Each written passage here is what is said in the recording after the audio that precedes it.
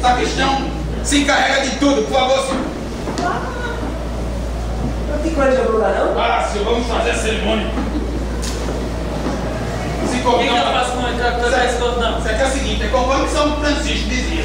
Cada vez que você disser amém, dá uma lapada nas costas dele. É ridículo! Eu não submeto de modo nenhum! Pois então não se faz casamento. Roberto, sim, está apenas formalidade.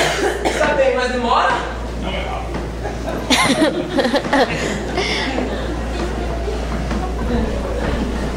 Vamos ao casamento? Vamos ao casamento. Geraldo et Lúcia! Et omnia secula secularum! Errare humanum! Olha que não tá idiota! Mas eu tô fraco! Ela fica aqui mais de jeito nenhum! Então não se faz casamento! Mas isso é por nós. Por nós.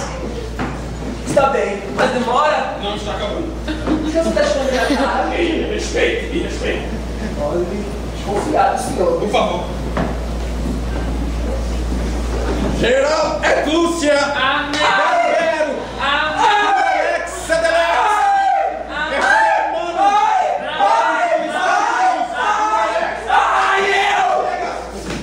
O casamento está realizado!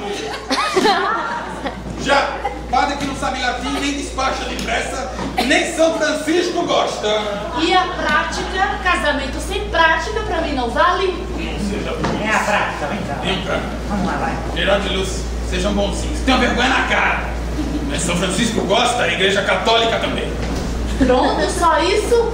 Só isso, eu não vou ficar de parar papá aqui não. Eu vou buscar minhas coisas que deixei no hotel de Dadá.